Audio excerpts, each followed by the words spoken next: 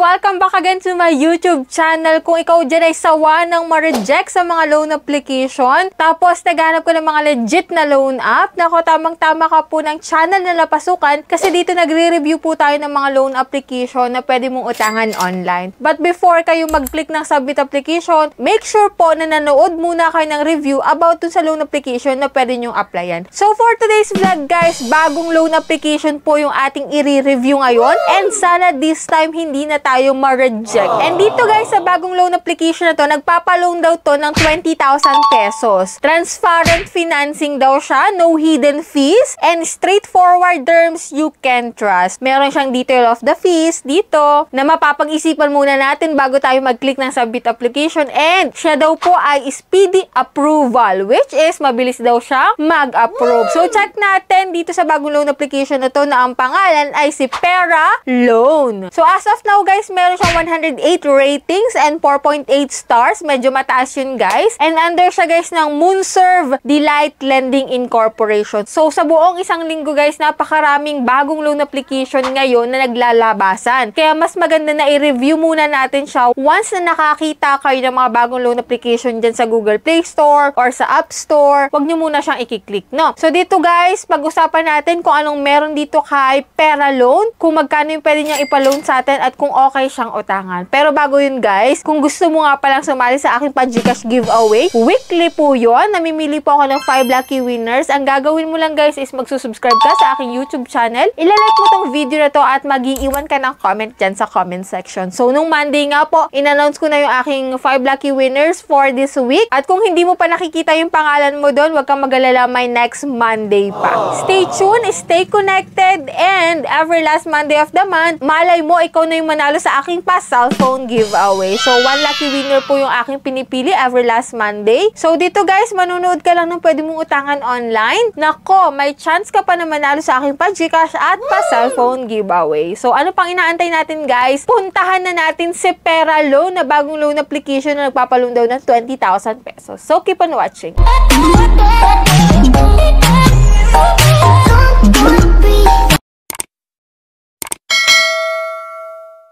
So, disclaimer no, hindi po tayo agent or promoter nitong si Pera Loan. So, dito guys, ipapakita ko lang sa inyo yung aking screen recording ng pag-loan ko dito. At ipapakita ko dito guys yung process ng pag-utang at kung magkano ba talaga yung totoong ipapaloan niya sa atin. 20,000 ba agad or magkano? And magkano rin yung ibabawas. So, dito guys, 50,000 nga po yung pinakang bungad niya sa akin na pwede niyang ipaloan dito. Pero nakalagay dun sa ads niya 20,000 ha. Dito 50,000. So, click natin guys yung phone number, which is magla-login tayo using our active mobile number, and then click natin yung let's go. Yan, may lalabas po dyan na code, and dito guys, yan, nakabungad na dito yung 20,000, hindi na 50,000. So dito guys, lower PHP margin financing rates daw sila. Click natin guys yung apply now, and ito po yung mga fill upan dito, no, basic information, contact number, and identification. Dito guys, sa contact number, 3 number lang po yung kanilang hinihingi dito, and siguraduhin mo kung sino ilalagay mo kasi maaari po nila yung i-text or tawagan once na ikaw ay overdue na tapos hindi ka nasagot sa tawag nila, no? Sila yung pwedeng kontakin.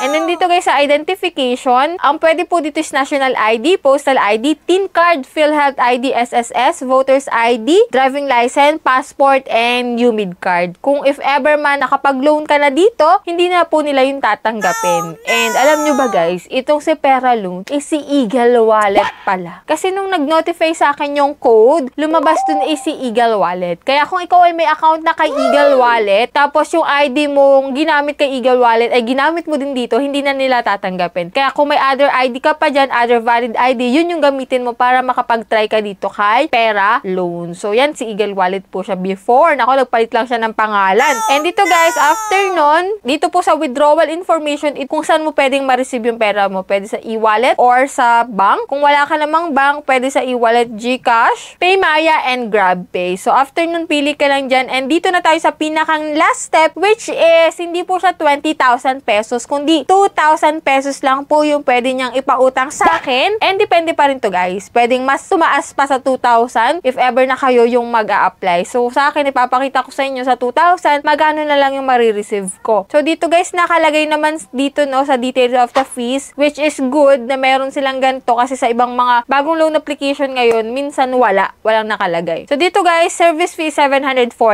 Medyo malaki na yun, guys. Interest na 91. And disbursement amount natin is 1,260. So far, guys, sa mga in-applyan ko na bago loan application this week, itong si Pera Loan yung may pinakamalaking amount to be received ko. Ng 60 pesos lang yung nilamang niya. Kasi yung iba, 1, 2, 1, 110, tas 1, 1 na lang. Ito, 1, 260, no? And so far, medyo tumaas siya ng konti, no? Plus point din yun sa akin. Mas maganda kasi na mas mataas yung amount to receive mo. Pero dito sa service, pinapakataas, 740. And after 7 days, babayaran mo na siya ng 2,000 pesos. Okay sana kung medyo maliit lang yung ibabawas. Okay sana itong si Pera Loan. Pero hindi eh. Sobrang laki ng service fee niya. Tapos meron pang interest na 91 days. So, nasa sa inyo na rin talaga, guys, kung i-click nyo itong si Pera Loan or mag-go kayo dito na umutang, no? So, dito, guys, pinakita ko lang sa inyo na ito si Pera Loan is si Eagle Wallet before. And siya nga po ay merong 2,000 pesos na pinapaloan sa akin. Pero, depende pa rin yan, guys, no? Pwedeng mas tumaas pa yun sa inyo. So, 740 po yung kakaltas niya. Tapos, may 91 pesos na interest. So, suma total, 1,260 na lang yung marireceive mo sa 2,000 pesos. Sa mga nakapag-loan na dyan kay Eagle Wallet before, kay Pera Loan, paki-share po na experience nyo dyan sa comment section para at least mabasa ng mga bago pa lang mag-a-apply dito. And doon, ma-aware sila doon sa mga comment nyo. So, that's it. So, sana nagkaroon kayo ng konting idea about dito kay Pera Loan na dating si Eagle Wallet. And for those na hindi pa dyan nakasubscribe sa aking YouTube channel, kindly click the subscribe button. I-on mo na rin po yung notification bell para updated ka sa mga bagong loan application na naglalabasan ngayon. So, bye-bye na muna for now, guys. See you on my next vlog.